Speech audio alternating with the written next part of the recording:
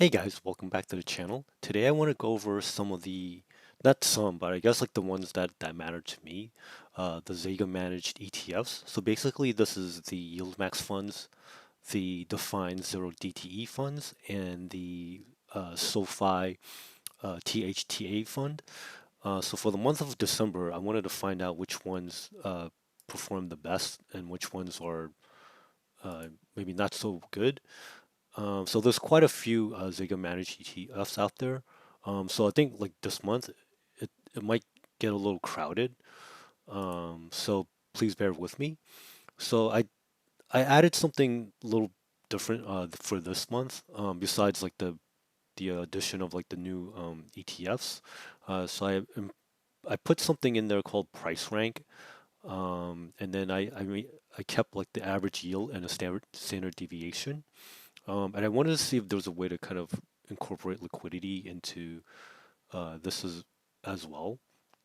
So I think as I get more comfortable with like how these ETFs work, um, and kind of like just like the newness of everything, everything is still kind of fluid. But this is kind of like my best attempt at it. So as you can see from kind of compared to last month, Square did quite well, and then Coinbase also kind of maintained like their kind of like their position. IWMY also did quite well. Triple QY was also did pretty good, but like they're not quite S tier yet. And then also Amazon, Google, PayPal, and JPY. These are also very good funds. But for AMZY, Google, and the PYPY, um, I bumped these up a little bit more, just because like the consistency of their dividends were pretty good. And then everybody else, they're not like even for like the C and D tiers, they're not bad. Um, I guess most of these kind of like stay kind of clustered in like the middle over here. AMDY took a bit of a dip, so I kind of like penalized them for that. MRNY used to be in the basement, but they kind of climbed up a little bit, just because they finally paid something out. Um, Even for the F tier, there's a chance that AIYY and THTA, just because I we don't have any information there, so I just kind of just automatically assume they're trash until proven innocent. So let's go right into like kind of some of the numbers that affected this ranking. So I created something new for this month, like called the price rank. Basically, I wanted to see how close they are to either the 52-week high or the 52-week low. So for example, AMDY they did pretty well, considering that their yield took quite a dip, and maybe this is probably one of the reasons why they kind of took a dive because like the price is relatively high, so the yield uh like correspondingly is just so great. But I guess like it depends on what you're interested in. I guess if you want something that sticks close to like their original price, AMDY in your eyes, it might be a little bit better. Same thing with THTA. Although this one is new, so like there hasn't been much to kind of really judge it on, so that's why they're still quite high. And then kind of like unfortunately for me, since I happen to own Triple QY, TSLY, and Shomo, these are kind of near the bottom just because they're near like their 52-week lows. Um, but it's might not be all bad, at least for me, because I bought near the lows, so like going forward it might not be so bad. But I would like to see like kind of like and so will a lot of other people. They will probably want to see more price improvement or at least like price maintenance, so that the yield kind of like get the both best of both worlds. But again, for YieldMax products, like they're called YieldMax for a reason. the emphasis is more on the yield rather than the actual price. The price, performance is kind of like a nice bonus. But again, it all depends on your particular needs. So for the so this is pretty much the same. The only um, bad thing is because like the number of ETFs that are gonna come out, I'm probably gonna have to turn this into like either 2 or 3 pages, depending on what like how many come out, because there's gonna be a lot that I anticipate for like 2024.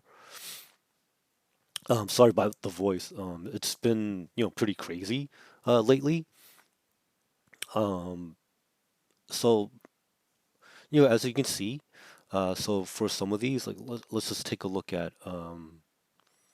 for example, YPYPY and what were some of the other ones like AMZY. Now, even though like the dividends weren't like that great, but what I'm kind of amazed at is like the standard deviations because they're relatively low. This gave them a better, I guess like I don't know what to call this exactly, so I'm just calling this a consistency ratio. So basically, like the higher the number, um, depending on your needs again, like if you want something that's kind of like more steady, like for example, like the Google one, even though like the actual distribution isn't like that great, there's not a lot of like movement, which could be good depending on what you're looking for. Now, if you don't mind like something like say, for example, Square, because there's only like 2 months of of data, so you right away you see like this big jump. So that leads me to believe like this is probably like when they timed the trade, was done like around the earnings, and that's why it's so dramatic for this month. So keep in mind that for next month it'll probably drop back down, and then that's gonna affect like their score for the month of January. And also like because I care about like volume and liquidity in general, like I don't want to be stuck in any one trade in case like something really bad happens. For example, recently I picked up some shares of X Shomo. So like there's only like 20,000 shares traded a day. Now for me, since I only have 100 shares, it's not going to be that big of a deal. So it's enough for me to kind of in case I need to get rid of it for whatever reason, I can. Should be pretty simple. But then like when you have like kind of like if you look near the bottom, like some of these like I mean less than 10,000, that's kind of rough because I know like some of you really kind of gung ho, and you have like quite a few shares. So it's something to kind of to think about like how you want to allocate. So you also wanted to take a look at the volume as well, and then I kind of adjusted like the scores accordingly. So out of the three, like the three best ones, um, I still want to see like more improvement in terms of volume. So Tesla is probably the best one uh, so far. It's been pretty consistently like near the top. Coney, because of the price performance, I think they're probably also gonna like touch a million, probably in January or so.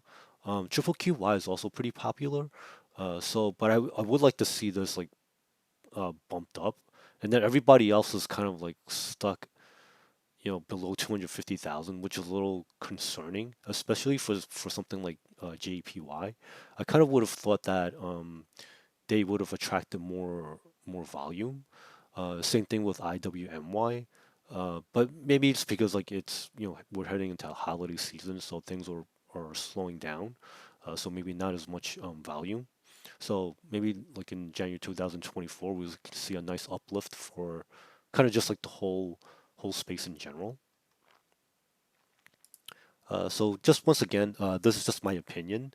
Uh, you can probably like if you take the time to maybe just like take a screenshot of like these screens and kind of like just go through and see which one might be interesting to you, depending on if you want consistency of the dividend or if you just want to go for like the highest one. You kind of go through this and see for yourself.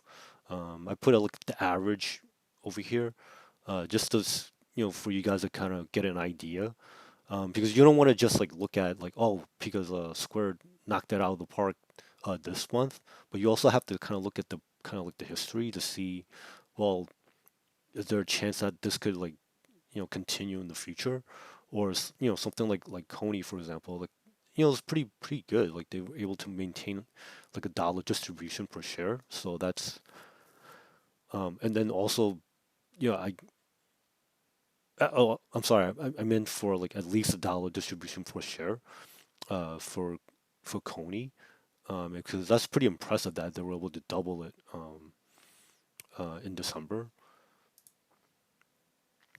So, if you have any suggestions, you'll feel free to let me know in the comments, like to see how I can kind of make this better.